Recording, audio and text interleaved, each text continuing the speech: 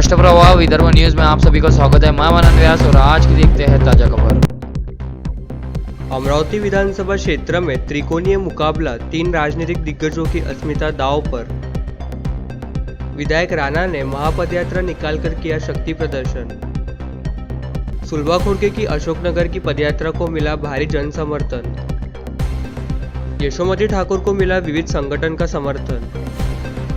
जगदीश गुप्ता ने महाबाइक रैली निकालकर किया भगवा प्रदर्शन।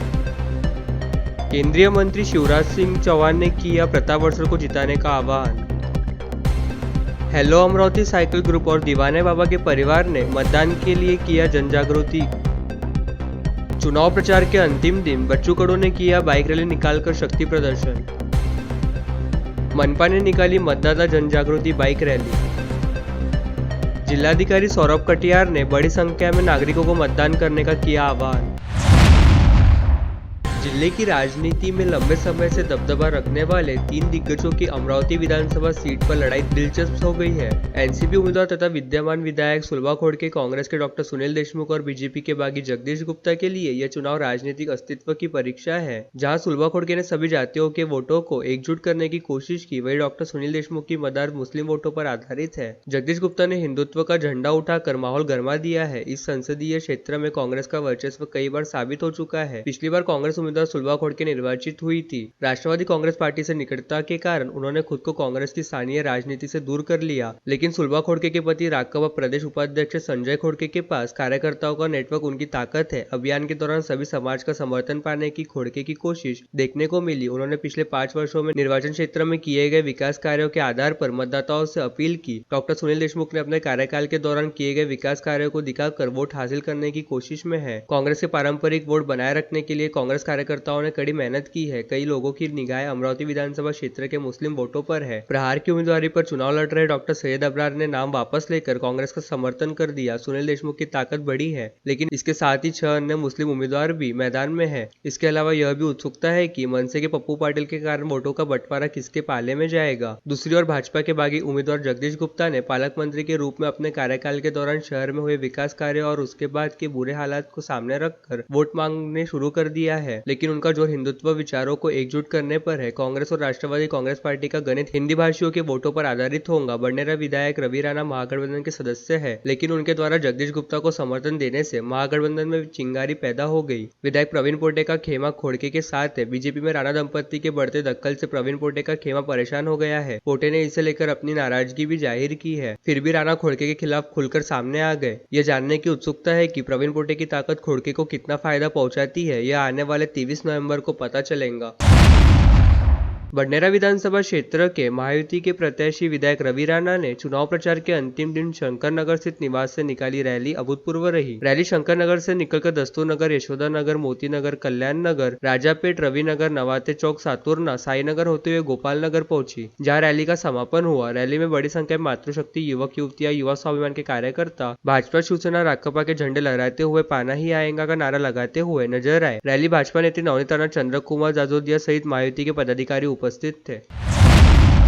महाराष्ट्र की महत्वाकांक्षी मुख्यमंत्री लाडली बहन योजना केवल महिलाओं को आर्थिक सहायता देने की योजना नहीं है, बल्कि राज्य की महिलाओं के जीवन को आधार देने वाली योजना है। इस योजना के माध्यम से महिलाओं को आर्थिक रूप से सक्षम बनाने के लिए हर माह जो पैसे दिए जा रहे हैं, उससे महिलाएं सक्षम बन रही है। ऐसा प्रतिपादन अमरावती निर्वाचन क्षेत्र से महायुति आघाड़ी की उम्मीदवार सुलभा खोड़के ने व्यक्त किया। महायुति प्रत्याशी सुलभा खोड़के निर्वाचन क्षेत्र अंतर्गत आने वाले शेगांव, अशोकनगर, श्री कृष्ण पेठ यहाँ जन आशीर्वाद यात्रा के दौरान बोल रही थी। सुलभा खोड़के ने सर्वप्रथम भारतीय संविधान के शिल्पकार डॉक्टर बाबा साहेब आम्बेडकर की प्रतिमा को पुष्पमाला अर्पित कर जन आशीर्वाद यात्रा की शुरुआत की। सुलभा खोड़के का परिसर वासियों ने जगह जगह पर पुष्पगुच्छ प्रदान कर स्वागत किया। इस अवसर पर परिसर की महिला, पुरुष, युवक युवतियां बड़ी संख्या में उपस्थित थे। जन आशीर्वाद यात्रा का आगमन अशोकनगर बम्बई फेल होते ही सुलभा खोड़के का स्थानीय परिसर वासियों ने जोरदार स्वागत किया। जन आशीर्वाद यात्रा को बढ़ते समर्थन में प्रतिसाद को देखते हुए सुलभा खोड़के ने कृतज्ञता व्यक्त करते हुए कहा कि आप लोगों ने मुझे स्नेह दिया और मेरे प्रति अपनत्व की भावना रखी है। बुधवार 20 नवंबर को अपने मताधिकार का इस्तेमाल कर घड़ी चुनाव चिन्ह के सामने 4 नंबर का बटन दबाकर मुझे विजयी बनाए और जनता की सेवा करने का एक बार फिर मौका दे, ऐसा आह्वान उन्होंने परिसरवासियों से किया। जन आशीर्वाद यात्रा में शेगांव, अशोकनगर, श्री कृष्ण पेठ, गौतम नगर, बम्बई फेल के ज्येष्ठ नागरिक, महिला, पुरुष, युवक युवतियां बड़ी संख्या में उपस्थित थी। यशोमती ठाकुर ने तिवसा विधानसभा क्षेत्र में आखिरी दिन तक अपना प्रचार अभियान जारी रखा। यशोमती ठाकुर ने आज माडी, दीवानखेड़, गोटा, चिखली, वीरगंवर में पदयात्रा कर नागरिकों से वोट मांगे। यशोमती ठाकुर को अखिल भारतीय बारी समाज, राजनीतिक विचार मंच, अपंग जनता दल, अन्नाभाऊ साठे समता परिषद, सामाजिक संगठन, विदर्भ प्रदेश मातंग समाज संघ ने अपना समर्थन दिया। तिवसा निर्वाचन क्षेत्र से निर्दलीय प्रत्याशी के तौर पर विधानसभा चुनाव लड़ रहे राजेश मानकर ने चुनाव प्रचार के अंतिम चरण में एन मतदान से पहले महाविकास आघाड़ी की प्रत्याशी यशोमती ठाकुर को समर्थन देने की घोषणा की है। साथ ही अपनी दावेदारी पीछे लेते हुए अपने समर्थकों से इस चुनाव में एडवोकेट यशोमती ठाकुर के पक्ष में मतदान करने का आह्वान भी किया है। अमरावती विधानसभा क्षेत्र से निर्दलीय उम्मीदवार जगदीश गुप्ता के समर्थकों ने आज प्रचार के अंतिम दिन सवेरे 10 बजे नेहरू मैदान से विराट बाइक रैली निकालकर अपने नेता के पक्ष में माहौल होने का दावा मजबूत किया। रैली में शामिल गुप्ता समर्थकों में अपार उत्साह था। उनका जगह जगह फूल बरसाकर स्वागत किया गया। रैली के दरमियान केसरिया ध्वज लहराया गया। जय श्री राम और वंदे मातरम के नारों ने अमरावती को गुंजायमान कर दिया।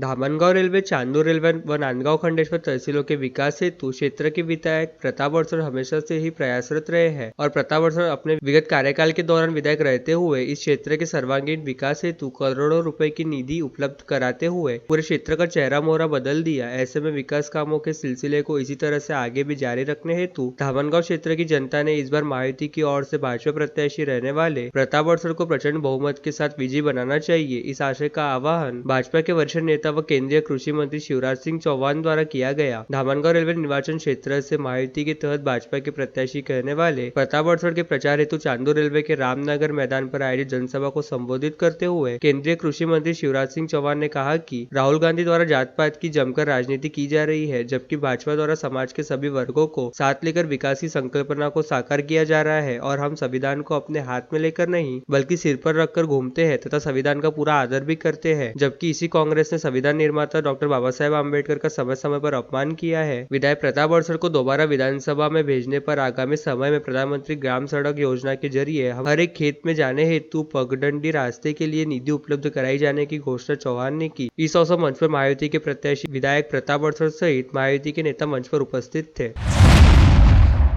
20 तारीख को होने जा रहे विधानसभा चुनाव में मतदान का प्रतिशत बढ़ाने के लिए विविध सामाजिक संगठनों ने पहल करते हुए मतदाताओं में जन जागृति कर रहे हैं। हेलो अमरावती साइकिलिंग ग्रुप द्वारा मतदाताओं को मतदान करने प्रेरित करने हेतु सुबह साइकिलिंग के साथ में वॉकिंग कर स्वस्थ रहो मस्त रहो यह संदेश देते हुए रविवार को सुबह 7 बजे से 9 बजे तक राजापेट चौक से अमरावती शहर के हर चौराहे पर पहुंचकर साइकिल रैली से सभी जनता जनार्दन को आने वाले 20 तारीख बुधवार को अपने घर से निकलकर अपने सभी कॉलोनी वासियों को भी मतदान करने ले जाए। अपना कीमती समय निकालकर मतदान जरूर करे। वो अपने सभी रिश्तेदार व मित्र मंडली को मतदान करने प्रेरित करे, यह संदेश दिया गया। सभी ने इस आयोजन की सराहना की व हम सभी मतदान करेंगे यह प्रण लिया। इसे सफल बनाने हेलो अमरावती साइकिलिंग ग्रुप के सदस्य मनोज सारडा, राजेश राठी, संजय भूतड़ा, नरेंद्र खंडेलवाल, प्रतीक कपूर, डॉक्टर सारंग तापड़िया, नरेश पोलकड़वार, सागर जायदे, कुलदीप कपूर, मनीष अग्रवाल, अंकेश नवघरे, स्वप्निल राउत व समस्त अमरावती नागरिक का सहयोग रहा। वहीं दूसरी ओर दीवाने बाबा के परिवार द्वारा जनहित राष्ट्रहित में मतदान जन जागृति अभियान चलाया गया, जिसमें दीवाने बाबा के परिवार द्वारा सभी नगरवासियों को शहरवासियों को निवेदन किया गया, आने वाले 20 तारीख को सभी काम छोड़कर 100% मतदान कीजिए। मित्र परिवार के सभी सदस्यों ने अपने अपने हाथों में स्लोगन लेकर शहर के जयस्तंभ चौक, राजकमल चौक, राजापेट चौक, गांधी चौक, जवाहर गेट, चित्रा चौक, इरविन चौक सभी चौराहे पर खड़े होकर 20 तारीख छुट्टी का नहीं जिम्मेदारी निभाने का दिन है, मतदान हमारा अधिकार है आदि स्लोगन की पार्टी से जन जागृति की। इस अवसर पर दीवाने बाबा के सदस्य जय जोशी, हस्तिमल टेलर, अक्षय व्यास, आनंद सिंगानिया, विजय जोशी, कार्तिक व्यास, श्री राम अटल, सागर गुप्ता, जितेंद्र टेलर, मुकेश साबू, गोपाल बुतड़ा, दीपक राठी, अनिकेत श्रीवास इत्यादि उपस्थित थे। अचलपुर निर्वाचन क्षेत्र से प्रहार जनशक्ति पार्टी के उम्मीदवार बच्चू कडू ने आज प्रचार के अंतिम दिन अभूतपूर्व रैली निकाली। यह रैली निर्वाचन क्षेत्र अंतर्गत आने वाले चांदूर बाजार, अचलपुर, परतवाड़ा में निकाली गई। महारैली में हजारों की संख्या में समर्थकों और मतदाताओं का जनसैलाब उमड़ा था। अमरावती जिले में स्वीप कार्यक्रम को अमल में लाते हुए तथा मतदान का प्रतिशत बढ़ाने के लिए नागरिकों में जन जागृति हेतु बाइक रैली का आयोजन किया गया। रैली का प्रारंभ बलगांव रोड स्थित एकेडमिक हाई स्कूल ग्राउंड से किया गया। बाइक रैली को जिला चुनाव निर्णय अधिकारी व जिलाधिकारी सौरभ कटियार, मनपा आयुक्त सचिन कलंत्रे तथा पद्मश्री शंकर बाबा पापड़कर की उपस्थिति में हरी झंडी दिखाकर रवाना किया गया। आज सुबह 9 बजे स्थानीय एकेडमिक हाई स्कूल ग्राउंड से रैली निकालकर इस्माइल कटपीस से जवाहर गेट के सामने होते हुए गांधी चौक से राजकमल चौक, हमालपुरा मार्ग मार्ग होते हुए साइंस कोर मैदान पहुंची। रैली में पद्मश्री शंकर बाबा पापलकर, मुख्य कार्यकारी अधिकारी संजीता मोहपात्रा, पुलिस आयुक्त नवीन चंद्र रेड्डी, पुलिस उपायुक्त सागर पाटिल, पुलिस उपायुक्त गणेश शिंदे, अतिरिक्त आयुक्त शिल्पा नाईक, उपायुक्त डॉक्टर मेघना वासनकर सहित आला अधिकारी सहित कर्मचारी उपस्थित।